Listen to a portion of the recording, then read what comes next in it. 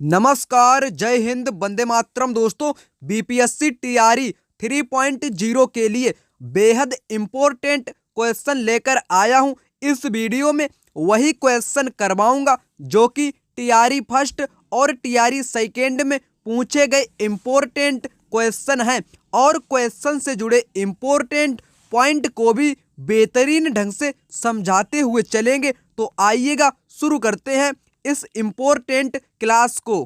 पहला क्वेश्चन यहाँ पर दिया गया है, पूना पैक्ट का उद्देश्य था रियासतों के साथ संघ का निर्माण, भारतीय राष्ट्रीय कांग्रेस में महिलाओं का प्रतिनिधित्व, दलित वर्ग का राजनीतिक प्रतिनिधित्व, उपर्युक्त में से एक से अधिक या उपर्युक्त में से कोई नहीं।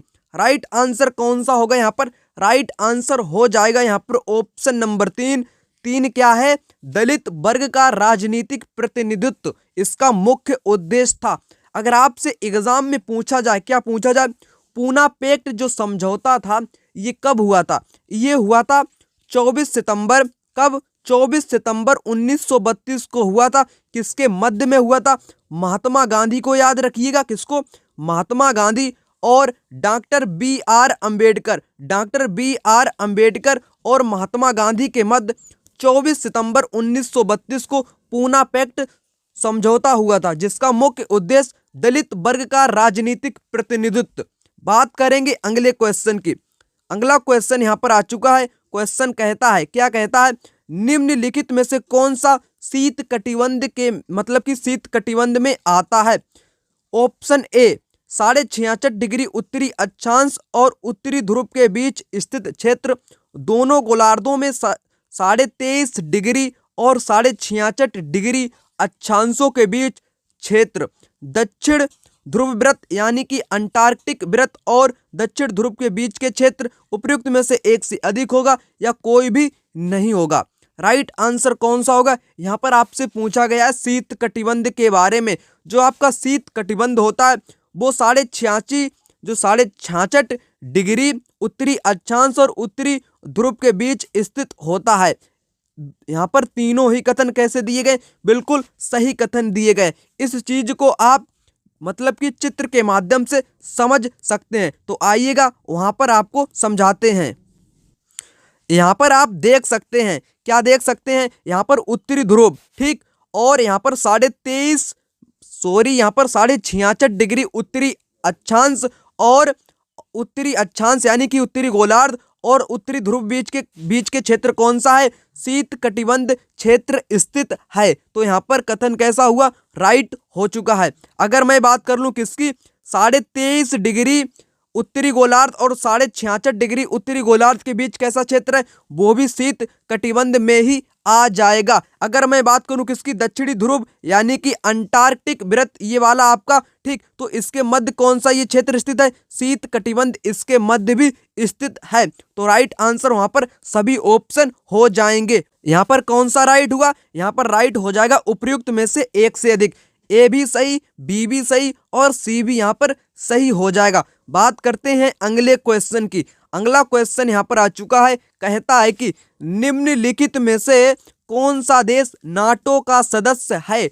बेल्जियम, कनाडा, डेनमार्क, उपर्युक्त में से एक से अधिक या उपर्युक्त में से कोई नहीं। आपके एग्जाम में 5 ऑप्शन इस प्रकार से दिए रहते हैं, उन्हीं में से आपको सही कथन की पहचान करनी होती है। तो यहाँ पर कैसा क्वेश्चन पूछा गया है? नाटो से संबंधित क्वेश्चन यहाँ पर पूछा गया है। एक बात और यहाँ पर आप नोट कर सकते हैं, आपके एग्जाम में जीके जीएस के जो क्वेश्चन पूछे जाते हैं उनमें क्या होता है कि अंतरराष्ट्रीय संगठन से भी क्वेश्चन पूछे जाते हैं। जैसे कि नाटो ले लीजिए आप, ठीक, संयुक्त राष्ट्र संघ से भी क्वेश्चन वहां पर पूछे जाते हैं, मुख्यालय से संबंधित क्वेश्चन पूछे जाते हैं। तो आप मतलब कि यहाँ पर बात करते हैं क्वेश्चन की, नाटो का सदस्य कौन है? बेल्जियम, कनाडा, डेनमार्क, ये तीनों ही देश संस्थापक देश माने जाते हैं नाटो के। जब नाटो की स्थापना हुई थी तो उस समय 12 इसके संस्थापक देश थे, ठीक। मैं बात कर लूं अगर नाटो की, ठीक, नाटो की स्थापना कब हुई? 8 अप्रैल। कब? 8 अप्रैल 1949 को इसकी स्थापना हुई थी। किसकी? नाटो की स्थापना 8 अप्रैल 1949 को हुई थी। कहाँ पर हुई थी?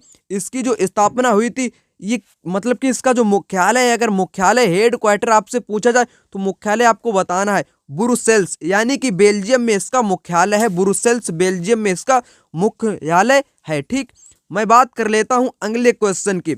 अगला क्वेश्चन यहाँ पर आ चुका है, कहता है कि ऐतिहासिक दक्षिणापथ नामक क्षेत्र का विस्तार है। इतिहास से क्वेश्चन आपसे पूछा गया। कहां से? इतिहास से क्वेश्चन आपसे पूछा गया है।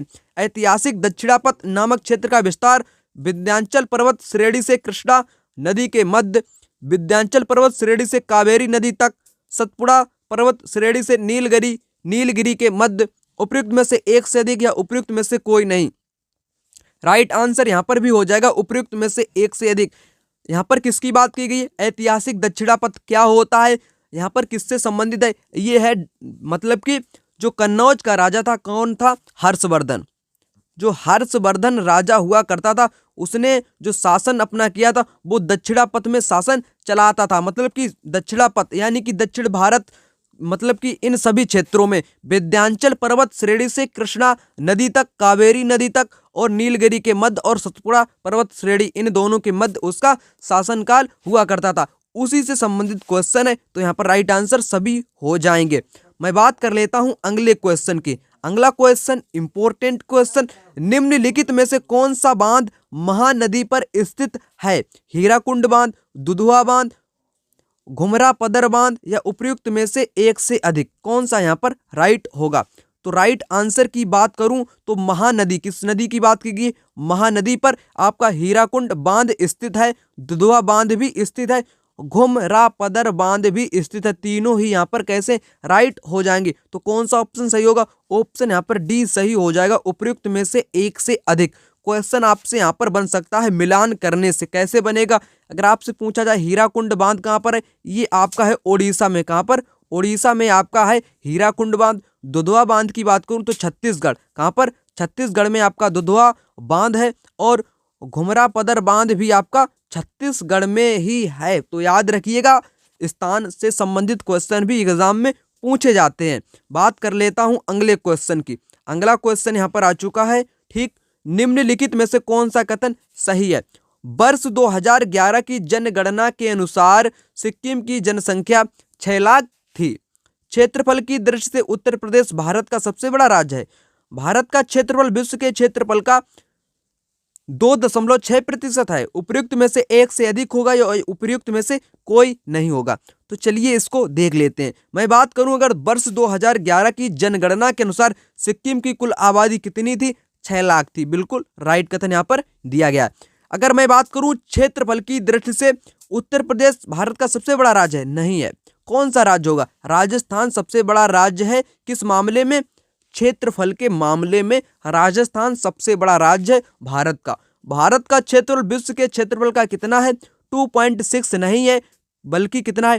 2.4% है। ठीक, उपयुक्त में से एक से अधिक। तो यहाँ पर कौन सा सही हुआ? ऑप्शन एक यहाँ पर सही हो जाएगा इस प्रकार से। ठीक, तो सिक्किम की आबादी कितनी है? 6 लाख वाला ही कथन यहाँ पर सही होगा। तो जनसंख्या से भी क्वेश्चन आपके एग्जाम में पूछे जाते हैं। अगला क्वेश्चन यहाँ पर आ चुका है, कहता है कि क्वेड के संबंध में निम्नलिखित में से कौन सा कथन सही है? कथन ए, क्वेड 4 देशों भारत, अमेरिका, जापान, ऑस्ट्रेलिया का एक रणनीतिक मंच है। इसकी उत्पत्ति वर्ष 2004 में हुई। इसका 4 देशों के बीच समुद्री सहयोग को बढ़ाने का इरादा था। उपयुक्त में से एक से अधिक होगा या उपयुक्त में से कोई भी नहीं होगा? तो राइट आंसर की बात करें, क्वेड, क्वेड का मतलब होता है 4 देशों का समूह, जिसके अंतर्गत भारत, अमेरिका, जापान, ऑस्ट्रेलिया एक रणनीतिक मंच है। तो कथन ए कैसा होगा? सही हो जाएगा। इसकी जो स्थापना हुई थी वर्ष 2004 में हुई थी, जब हिंद महासागर में भूकंप आ गया था, उसी के कारण इसकी उत्पत्ति की गई है। तो कथन बी भी यहाँ पर राइट हो जाएगा। अगर मैं बात करूं क्वेड के मुख्यालय की, हेड क्वार्टर की बात करूं, तो इसका कोई भी मुख्यालय स्थायी नहीं है। ठीक, याद रखिएगा। इसका 4 देशों के बीच समुद्री सहयोग को बढ़ाने का इरादा है। कौन कौन से देश? Bharat, America, Japan, Australia. तो तीनों ही कथन यहाँ पर सही दिए गए हैं। तो राइट कौन सा होगा? राइट होगा option number D, more than one of the above. उपयुक्त में से एक से अधिक यहाँ पर राइट हो जाएगा। मैं बात कर लेता हूं अगले क्वेश्चन की। अगला क्वेश्चन क्या कहता है, कौटिल्य किस स्थान में राजनीति विज्ञान और अर्थशास्त्र के प्राध्यापक थे? नालंदा विश्वविद्यालय में कह सकते हैं, ठीक, या पाटलिपुत्र में, या तक्षशिला में, या उपयुक्त में से एक से अधिक। कौन सा सही होगा? कौटिल्य यानी कि चाणक्य की यहाँ पर बात की गई है, ठीक। राजनीति विज्ञान और अर्थशास्त्र के प्राध्यापक रहे थे, तो कौन सा स्थान था? वो स्थान दोस्तों था कौन सा? तक्षशिला। तक्षशिला में वो रहे थे अर्थशास्त्र के प्राध्यापक। कौटिल्य के द्वारा लिखी गई पुस्तक का नाम क्या है? अगर आपसे एग्जाम में पूछा जाए कौटिल्य के द्वारा लिखी गई पुस्तक का नाम है अर्थशास्त्र। क्या नाम है? अर्थशास्त्र इनकी पुस्तक का नाम है, ठीक। जो कि चंद्रगुप्त मौर्य के दरबारी कवि कह सकते हैं इनको, इन्होंने अर्थशास्त्र नामक पुस्तक लिखी, जिसका संबंध राजनीति से किससे है? राजनीति से इसका संबंध है। कई विद्यार्थी समझेंगे कि इसका संबंध, जब इन्होंने अर्थशास्त्र नामक पुस्तक लिखी है तो इसका संबंध अर्थशास्त्र से ही होगा। ऐसा नहीं है, इसका संबंध राजनीति विज्ञान से है। मैं बात कर लेता हूं अगले क्वेश्चन की। अगला क्वेश्चन कहता है कि सतलुज और काली नदियों के बीच स्थित हिमालय के भाग को निम्नलिखित में से किस नाम से जाना जाता है? ज्योग्राफी का इंपॉर्टेंट क्वेश्चन है, ठीक ना। तो इसका कौन सा राइट आंसर होगा? कुमायूं हिमालय होगा, असम हिमालय, नेपाल, उपयुक्त में से एक से अधिक, या कोई भी नहीं। तो यहाँ पर किसकी बात की गई है? सतलुज और काली नदियों के बीच का जो भाग है हिमालय में, उसको किस नाम से जानते हैं? उसको जानते हैं कुमायूं के नाम से। कुमायूं हिमालय के नाम से उसे जानते हैं। राइट आंसर होगा ऑप्शन नंबर 1। आगे क्वेश्चन आप यहाँ पर आ चुका है। अगला क्वेश्चन कहता है, क्या कहता है? निम्नलिखित में से कौन सा स्थानांतरित कृषि का स्थानीय नाम है? बेवर, दहिया, पोदू, उपयुक्त में से एक से अधिक, या उपयुक्त में से कोई नहीं। इंपॉर्टेंट क्वेश्चन, कई बार एग्जाम में पूछा गया क्वेश्चन है, ठीक ना। और यहाँ से कई प्रकार के क्वेश्चन भी बनते हैं, उन सभी क्वेश्चन को मैं आपको यहाँ पर बताऊंगा। मैं बात करूं अगर बेवर की, ठीक, स्थानीय नाम ही है किसका? स्थानांतरित कृषि का। बेवर इसे कहते हैं एमपी में, ठीक। बेवड़ भी आपको कहीं पर नजर आ जाए तो बेवर या बेवड़ की बात करें तो एमपी यानी कि मध्य प्रदेश में इसको कहते हैं घुमत्तू खेती यानी कि स्थानांतरितशील कृषि को। दहिया भी कहाँ कहते हैं? एमपी में ही कहते हैं। पोदू की बात करूँ तो आंध्र प्रदेश, कहाँ पर? आंध्र प्रदेश में इसे कहते हैं पोदू। तो कौन सा राइट हुआ? सभी राइट हो गए यहाँ पर, ठीक। स्थानीय नाम इसके हैं। मैं बात कर लेता हूं अगर वैश्विक स्तर पर अगर आपसे पूछा जाए स्थानांतरित कृषि को, झूम जो कृषि है उत्तर पूर्वी भारत में इसे क्या कहते हैं? उत्तर पूर्वी भारत में इसे कहते हैं झूमिंग कृषि या झूम कृषि, ठीक। मैक्सिको की बात करूं, ठीक, मैक्सिको में इसे क्या कहते हैं? मैक्सिको में इसे कहते हैं मिल्पा। मैक्सिको में इसे कहते हैं मिल्पा। मैक्सिको के साथ याद रखिएगा किसे? उत्तरी अमेरिका को, यानी कि यूएसए में भी इसको कहते हैं मिल्पा। इंपॉर्टेंट है पॉइंट, ठीक। अगर इंडोनेशिया और मलेशिया की बात करें, किसकी? इंडोनेशिया, यहाँ पर लिख देता हूं, इंडोनेशिया के साथ मलेशिया की बात करें, किसकी? इंडोनेशिया के साथ मलेशिया की बात करें, तब आपको क्या बताना है? तब आपको बताना है इसे कहते हैं लादांग। क्या कहते हैं? लादांग कहते हैं। एग्जाम में पूछा गया क्वेश्चन है, मिलान से संबंधित क्वेश्चन है। इंडोनेशिया और मलेशिया में इसे लादांग कहते हैं। ब्राजील में क्या कहते हैं? क्वेश्चन कई बार रिपीट हुआ है तो ये भी इंपॉर्टेंट बनता है। ब्राजील में इसे कहते हैं रोका। क्या कहते हैं? ब्राजील में इसे कहते हैं रोका। हमने आपको सभी प्रकार के इंपॉर्टेंट पॉइंट यहाँ पर बता दिए हैं। बात करते हैं अगले क्वेश्चन के। अगला क्वेश्चन बिहार स्पेशल क्वेश्चन, ठीक।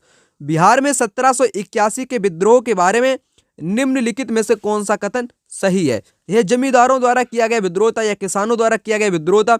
अंग्रेज बिना किसी परेशानी के विद्रोह को कुचलने में सफल रहे, उपयुक्त में से एक से अधिक। कौन सा यहाँ पर राइट होगा? मैं बात करूं अगर 1781 के विद्रोह की, ठीक, तो इसका नेतृत्व चैत सिंह महाराजा ने किया था, ठीक। तो ये जो विद्रोह था ये जमींदारों द्वारा किया गया एक विद्रोह था, ठीक। ये किसानों के द्वारा किया गया विद्रोह नहीं था, जबकि किसके द्वारा किया गया था? ये जमींदारों के द्वारा विद्रोह किया गया था और इसमें किसान भी सम्मिलित हो चुके थे। तो कह सकते हैं किसान द्वारा भी विद्रोह किया गया था। अंग्रेज बिना किसी परेशानी के विद्रोह को कुचलने में सफल रहे। वारेन जो हेस्टिंग्स था उसको यहाँ पर जान अपनी जोखिम में डालनी पड़ी थी, ठीक। तो कह सकते हैं कुचलने में तो वो सफल रहे, मतलब कि कुचलने में तो वो सफल रहे। तीनों ही कथन यहाँ पर राइट दिए गए। तो कौन सा सही होगा? उपयुक्त में से एक से अधिक यहाँ पर राइट हो जाएगा, ऑप्शन नंबर डी। बात करते हैं अगले क्वेश्चन की। अगला क्वेश्चन क्या कहता है, कहता है कि उत्तरी भारत में शीतकाल में उपजाई जाने वाली चावल की फसलों के स्थानीय नाम क्या हैं शीतकाल में। अमन, अगहनी, ओम, अमन, साली, अगहनी, अमन, औस, साली, उपयुक्त में से एक से अधिक या कोई भी नहीं। कौन सा यहाँ पर राइट होगा। अगर उत्तर भारत की बात करें, शीतकाल यानी कि सर्दी के मौसम में जो खेत में जो फसल उपजाई जाती है, जो चावल की कृषि होती है, कैसी कृषि, चावल की जो फसल होती है, उसके स्थानीय नाम क्या होते हैं, उसके जो स्थानीय नाम होते हैं ना, उसके होते हैं अमन, साली और अगहनी। कौन सा यहाँ पर सही होगा, ऑप्शन बी यहाँ पर सही होगा, अमन, साली और अगहनी। अमन, साली एंड अगहनी उसके स्थानीय नाम होते हैं। आगे आइएगा, इस क्वेश्चन को भी देख लेते हैं। क्वेश्चन कहता है, क्या कहता है, निम्नलिखित में से कौन सा विद्रोह आंदोलन लंबी दाढ़ी रखने पर कर लगाए जाने के कारण हुआ था। लंबी दाढ़ी रखने के कारण से कौन सा विद्रोह हुआ था, फराजी, पागलपंथी या बहावी, या उपयुक्त में से एक से अधिक होगा या कोई भी नहीं होगा। तो लंबी दाढ़ी रखने पर जो कर लगाए जाने के कारण जो विद्रोह उत्पन्न हुआ था, उस विद्रोह का नाम था बहावी आंदोलन। ठीक, क्या नाम था, बहावी विद्रोह या बहावी आंदोलन उसका नाम था। अगर आपसे एग्जाम में पूछा जाए जो बहावी आंदोलन है वो कब शुरू किया गया था, वो जो शुरू किया गया था 1820 में शुरू किया गया था। कब, 1820 में ये सक्रिय हुआ था। अगर संस्थापक की बात करें कि इसका जो बहावी आंदोलन का जो संस्थापक था, जो मुखिया था, या शुरुआत करने वाला जो व्यक्ति था, उसका नाम क्या था, वो व्यक्ति था रायबरेली का रहने वाला था सैयद अहमद। कौन, सैयद अहमद उस व्यक्ति का नाम है। तो व्यक्ति भी याद रखिएगा, 1820 भी याद रखिएगा। मैं बात करूं यहां पर अगले क्वेश्चन की।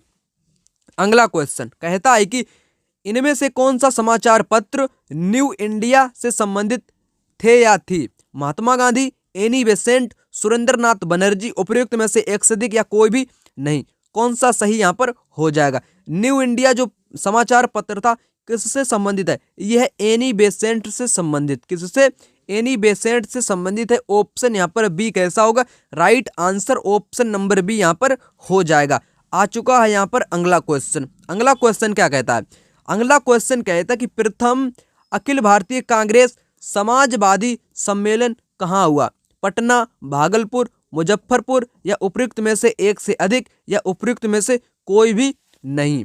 तो राइट आंसर कौन सा यहाँ पर हो जाएगा, राइट आंसर यहाँ पर होगा पटना।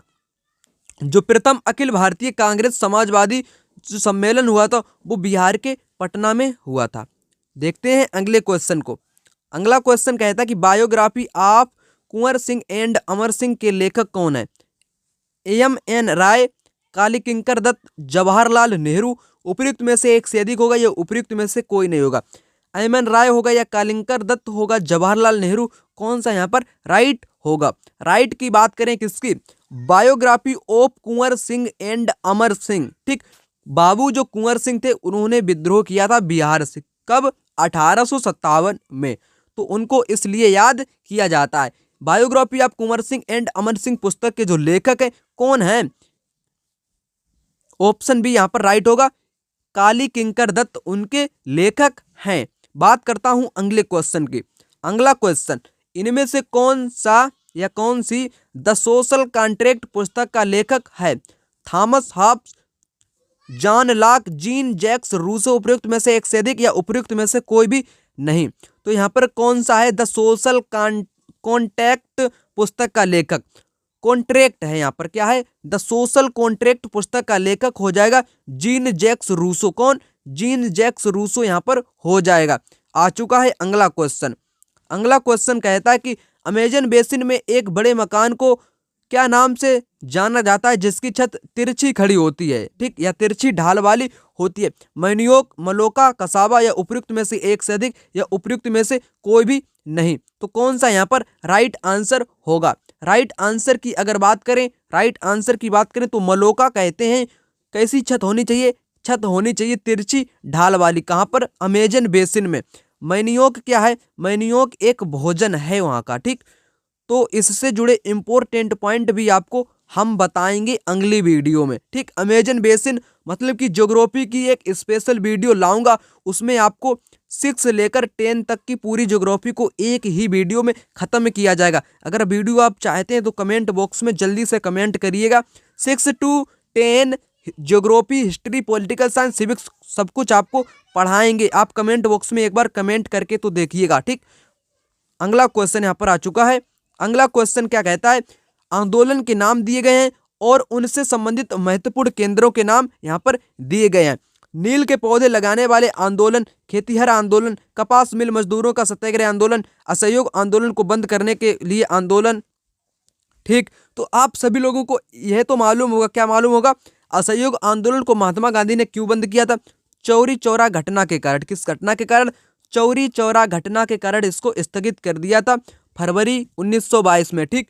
तो डी का किसके साथ जाना चाहिए? डी का जाना चाहिए 4 के साथ। डी का 4 किस ऑप्शन में है? एक तो ए में है आपका और एक सी में है, ठीक। तो यहाँ पर इतना मैंने मिलान कर लिया। अब बात करें किसकी, अगर आपको मालूम होगा कौन सा आंदोलन, नील पौधे लगाने का आंदोलन बिहार के चंपारण में हुआ था, तो ए का जाएगा 2 के साथ। ए का 2 सिर्फ ऑप्शन नंबर सी में यहाँ पर नजर आ रहा है। मैं बात कर लेता हूँ बी की।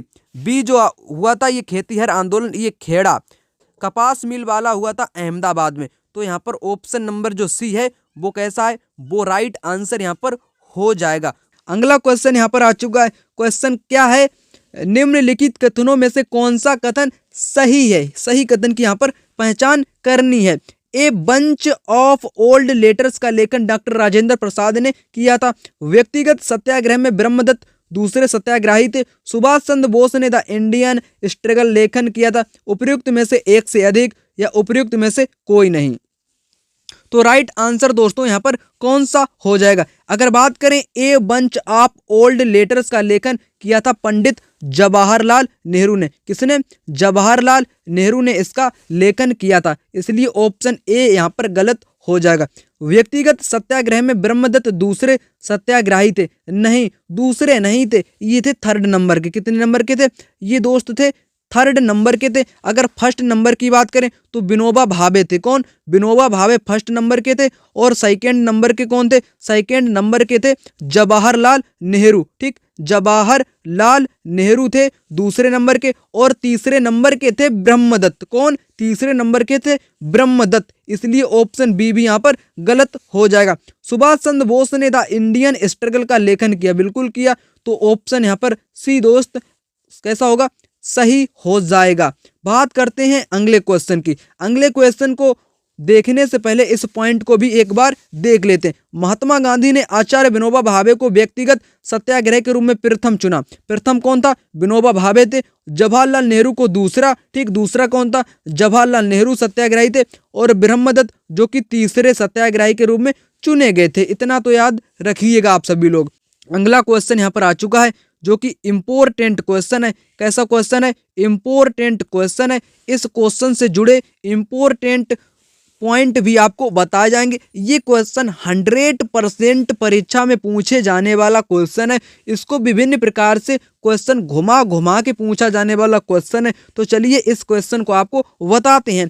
महासागरीय पर्पटी के मुख्य खनिज घटक क्या है? सिलिका और एल्यूमिना, सिलिका और निकेल, सिलिका और मैग्नीशियम। उपयुक्त में से एक से अधिक या उपयुक्त में से कोई भी नहीं। तो इसका जो राइट आंसर होगा ना, महासागरीय पर्पटी की यहाँ पर बात की गई है। इसके मुख्य खनिज कौन कौन से होते हैं? सिलिका और मैग्नीशियम होते हैं। कौन कौन से? सिलिका और मैग्नीशियम। यहाँ पर राइट आंसर होगा ऑप्शन नंबर सी, ठीक। और इससे जुड़े इंपॉर्टेंट पॉइंट आपको बताते हैं। आपको मालूम होगा, क्या मालूम होगा, जो पृथ्वी की क्या होती है, जो पृथ्वी की जो परतें होती हैं, पृथ्वी की मुख्यतः 3 परतें होती है, ठीक। पहली परत कौन सी होती है? पर्पटी। पर्पटी पहली परत होती है, ठीक। और दूसरी कौन सी होती है? मेंटल होती है, ठीक। इतना तो आपको मालूम ही होगा। दूसरी होती है मेंटल, पहली होती है पर्पटी और लास्ट वाली होती है क्रोड, ठीक ना। तो पर्पटी को कहते हैं सियाल। क्या कहते हैं? सियाल कहते हैं। इसे कहते हैं सीमा। क्या कहते हैं? इसे कहते हैं सीमा। और क्रोड को कहते हैं निफे, ठीक। क्या कहते हैं? निफे कहते हैं। सियाल जो पर्पटी होती है उसमें क्या पाया जाता है? उसमें सिलिका और एल्यूमिना पाया जाता है। यानी कि SI का मतलब होगा सिलिका और Al का मतलब होगा एल्यूमिना। तो आप समझ चुके होंगे पृथ्वी की पहली परत यानी कि परपटी में क्या पाया जाता है। क्वेश्चन आपसे बन सकता है कि परपटी के मुख्य घटक क्या है यानी कि खनिज घटक क्या है, तब आप बताएंगे सियाल। ठीक, सियाल का मतलब सिलिका और एल्यूमिना। अगर मेंटल की बात करें यानी कि महासागरीय परपटी भी इसी को कहते हैं, मेंटल को ही महासागरीय परपटी कहते हैं, याद कर लीजिएगा। ठीक, तो इसमें सीमा पाया जाता है। सीमा यानी कि SI का मतलब यहाँ पर क्या होगा, सिलिका हो जाएगा। Ma का मतलब क्या होगा, मैग्नीशियम हो जाएगा। ठीक, जिसका यहाँ पर राइट आंसर था। तो सीमा, सिलिका और मैग्नीशियम। क्रोड की बात करें जिसमें क्या पाया जाता है, निफे। निफे का मतलब होगा निफे मतलब कि पहले का मतलब हो जाएगा यहाँ पर निकेल और दूसरे का मतलब क्या होगा, फेरस। फेरस का मतलब होगा लोहा। ठीक, तो यहाँ पर कह सकते हैं जो क्रोड होता है उसमें निकेल और लोहा भारी मात्रा में पाया जाता है। परपटी में क्या पाया जाता है, सियाल, सिलिका, एल्यूमिनियम। मेंटल में सीमा मतलब कि मैग्नीशियम और सिलिका। क्रोड में निकेल और लोहा। हमने आपको तीनों ही परत अच्छे ढंग से समझा दी है। तो राइट आंसर यहाँ पर कौन सा था, ऑप्शन नंबर सी था, सिलिका और मैग्नीशियम। इससे बनने वाले हर क्वेश्चन अब आप कर लोगे बिल्कुल आसान तरीके से। बात करते हैं अगले क्वेश्चन की। अगला क्वेश्चन कहता है कि भारत के खनिज तेल पेट्रोलियम उत्पादक क्षेत्र और इसकी अवस्थितियों का सही युग्म है। ठीक, कौन सा जोड़ा यहाँ पर सही दिया गया है। सुरमा घाटी असम, लुनेज क्षेत्र गुजरात, केजी बेसिन बंगाल की खाड़ी। उपर्युक्त में से एक से अधिक या उपर्युक्त में से कोई भी नहीं। तो अगर राइट आंसर की यहाँ पर बात करें, किसके संबंध में बात करें, खनिज तेल यानी कि पेट्रोलियम उत्पादक क्षेत्र आपके यहाँ पर दिए गए हैं। तो राइट आंसर कौन सा यहाँ पर हो जाएगा, सुरमा घाटी जो कि असम राज्य में पड़ती है, जो कि पेट्रोलियम उत्पादक क्षेत्र के रूप में जानी जाती है। बिल्कुल सही यहाँ पर दिया गया। लुनेज क्षेत्र की बात करें जो कि गुजरात राज्य में पड़ती है, जो कि पेट्रोलियम के लिए काफी उत्पादक क्षेत्र मानी जाती है, ये भी यहाँ पर राइट दिया गया। केजी बेसिन जो कि बंगाल की खाड़ी, केजी बेसिन का मतलब होगा कृष्णा और गोदावरी। क्या होगा, कृष्णा और गोदावरी इसका मतलब हो जाएगा। क्या होगा, कृष्णा और गोदावरी इसका मतलब होगा। यहाँ पर ये भी राइट हो जाएगा। तीनों ही पॉइंट यहाँ पर राइट दिए गए। तो कौन सा राइट हो जाएगा, होगा यहाँ पर, तो ऑप्शन नंबर डी यहाँ पर राइट होगा। More than one of the above यानी कि एक से अधिक यहाँ पर राइट आंसर दिए गए हैं। तो राइट आंसर कौन सा, ऑप्शन नंबर डी यहाँ पर राइट हो जाएगा। बात करें यहाँ पर अगले क्वेश्चन की। ठीक, अगला क्वेश्चन यहाँ पर आ चुका है। क्वेश्चन कहता है कि निम्नलिखित में से कौन सा विकल्प पृथ्वी की सतह से शुरू होकर वायुमंडल की परतों का सही क्रम है। क्षोभ मंडल, समताप मंडल, मध्य मंडल, ताप मंडल, बहिर्मंडल। ऑप्शन बी कहता है कि क्षोभ मंडल होगा, उसके बाद मध्य मंडल, समताप मंडल, ताप मंडल, बहिर्मंडल, क्षोभ मंडल, मध्य मंडल, ताप मंडल। तो यहाँ पर कौन सा राइट हो जाएगा। राइट आंसर दोस्त आपका होगा ऑप्शन नंबर एक यहाँ पर राइट हो जाएगा। ठीक, क्षोभ मंडल पहली परत, इसके ऊपर आपकी आती है समताप मंडल, के बाद में आती है मध्य मंडल और उसके बाद आती है ताप मंडल और उसके बाद आती है बहिर्मंडल। अब हम आपको बताएंगे एक एक परत के बारे में इंपॉर्टेंट पॉइंट जो कि परीक्षा में हर बार पूछा जाता है। तो चलिए, क्षोभ मंडल यहाँ पर राइट कौन सा था, राइट आपका था ऑप्शन नंबर एक यहाँ पर राइट था। ठीक, तो अगर बात करें क्षोभ मंडल की, किसकी, ट्रोपोस्फेयर की बात करें क्षोभ मंडल की। क्षोभ मंडल में मौसम संबंधित सभी प्रकार की घटनाएं किस मंडल में होती है, क्षोभ मंडल में मौसम संबंधित घटनाएं होती हैं। इसकी ऊंचाई 14, 15, 16, 17, 18 तक मानी जाती है। ठीक, अगर बात करूं मैं समताप मंडल की, कितने की, समताप मंडल की बात करूं तो समताप मंडल को ओजोन मंडल के नाम से जाना जाता है, यानी कि ओजोन परत को इसी को कहते हैं। क्या कहते हैं, ओजोन परत किसे कहते हैं, ओजोन मंडल किसे कहते हैं, समताप मंडल को कहते हैं। इसमें क्या होता है, हवाई जहाज उड़ते हैं, किस मंडल में, समताप मंडल में। इसमें किसी भी प्रकार की मौसम संबंधित घटनाएं ना होने के कारण हवाई जहाज अनुकूल होते हैं उड़ने के लिए। अगर बात करूं किसकी, मध्य मंडल, उल्का पिंड आते ही जल जाते हैं। इंपॉर्टेंट पॉइंट, उल्का पिंड आते ही जल जाते हैं, किस मंडल में जल जाते हैं, मध्य मंडल में जल जाते हैं। ताप मंडल, ताप मंडल को कहते हैं आयन मंडल। क्या कहते हैं, आयन मंडल, जो कि रेडियो प्रसारण तरंगों में मदद करती है, रेडियो संचरण तरंगों में मदद करती है। ठीक ठीक, अगर बात करूं बहिर्मंडल की, किसकी, बहिर्मंडल की बात करूं तो इसमें विशाल मात्रा में भारी भारी जो मतलब कि भारी विशाल मात्रा में जो गैसें होती हैं विभिन्न प्रकार की, वो तरल मात्रा में तैरती रहती हैं। इतना याद रखिएगा। यहीं पर अंतरिक्ष मतलब कि कृत्रिम उपग्रह सभी प्रकार के छोड़े जाते हैं बहिर्मंडल में, इतना भी याद रखिएगा। हमने आपको सभी मंडल के बारे में विस्तृत जानकारी प्रदान कर दी है। आने वाले क्वेश्चन आपसे बच नहीं सकते हैं, आप अच्छे ढंग से उनको सोल्व कर पाएंगे। अगला क्वेश्चन यहाँ पर आ चुका है, इंपॉर्टेंट क्वेश्चन। बिहार की किस जनजाति ने कांग्रेस के गया अधिवेशन में भाग लिया था? इंपॉर्टेंट क्वेश्चन यहाँ पर आ चुका है। ठीक, तो इस क्वेश्चन को देख लेते हैं। उराव, संथाल, सन्यासी या उपर्युक्त में से एक से अधिक होगा या उपर्युक्त में से कोई भी नहीं होगा। राइट आंसर की अगर बात करें तो कांग्रेस के अधिवेशन में किस जनजाति ने भाग लिया था, जो कि बिहार राज्य में हुई थी। कौन से जिले में? गया जिले में हुई थी। तो राइट आंसर होगा उराव जनजाति। ये 1922 में हुई थी। तब कब हुई थी? 1922 में हुई थी। और इसका अध्यक्ष कौन था? अध्यक्ष भी आपसे पूछ सकता है। चित्तरंजन दास। कौन? चित्तरंजन, मतलब कि चित्तरंजन दास इसके कौन थे? इसके अध्यक्ष थे। ठीक, चित्तरंजन दास देश बंधु जिनको कहते हैं, इतना याद रखिएगा। बात करते हैं अगले क्वेश्चन की। अगला क्वेश्चन क्या कहता है? अगला कहता है कि छोटा नागपुर क्षेत्र के मुंडा और संताल निम्नलिखित में से किस पेड़ की पूजा करते हैं? इमली की करते हैं, आम की करते हैं, कदम्ब की करते हैं, या एक से अधिक की करते हैं, या किसी की भी नहीं करते हैं? तो कौन सा यहाँ पर राइट होगा? अगर बात करूं छोटा नागपुर क्षेत्र जो कि कहाँ पड़ता है, ये दोस्तों पड़ता है झारखंड में। कहाँ पर? ये पड़ता है झारखंड वाले क्षेत्र में पड़ता है, जहाँ पर क्या है, मुंडा और संताल जैसी विभिन्न प्रकार की जनजातियां निवास करती हैं, जो कि किस वृक्ष की पूजा करती हैं। यहाँ पर ये क्वेश्चन आपसे पूछा गया ना, तो ये करती हैं कदम्ब पेड़ की पूजा। किस पेड़ की? कदम्ब पेड़ की पूजा करती हैं। ठीक, बात करूं अगले क्वेश्चन की। अगला क्वेश्चन क्या है? अगला क्वेश्चन कहता है कि निम्नलिखित में से कौन सा देश अमेजन नदी बेसिन का एक हिस्सा है? अर्जेंटीना है, चिली है, वेनेजुएला है, या एक से अधिक है, या कोई भी नहीं है? तो राइट आंसर कौन सा यहाँ पर होगा? राइट आंसर यहाँ पर हो जाएगा वेनेजुएला। ठीक, वेनेजुएला अमेजन नदी का एक हिस्सा है। ठीक, ये देश आपका अमेजन नदी का एक हिस्सा है। तो राइट आंसर वेनेजुएला यहाँ पर हो जाएगा। बात करूं दोस्तों यहाँ पर नेक्स्ट क्वेश्चन की। नेक्स्ट क्वेश्चन कहता है कि आकार और माप में समानता के कारण किस ग्रह को पृथ्वी का जुड़वा ग्रह कहा जाता है? Important question. मंगल को, बृहस्पति को, शुक्र को, या एक से अधिक को, या किसी को भी नहीं? राइट आंसर कौन सा होगा? राइट आंसर यहाँ पर हो जाएगा शुक्र। शुक्र को क्या कहा जाता है?